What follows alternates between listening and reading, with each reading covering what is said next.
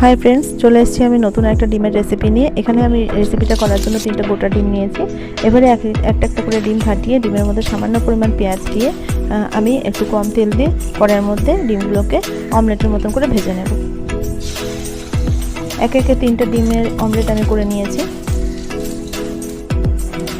দেখতেই পাচ্ছ আমি এখানে একটা ডিম দেখিয়েছি, এভাবে 3টা ডিম করে নেব। তারপরে আমি কড়াইটা গরম হতেই বেশ কিছুটা পরিমাণ তেল দিয়ে 2টোর মতন পেঁয়াজ কুচি, 1টার মতন টমেটো দিয়ে একটু নাড়িয়ে তারপরে এখানে পেঁয়াজ বাটা, রসুন বাটা, আদা বাটা দেবো।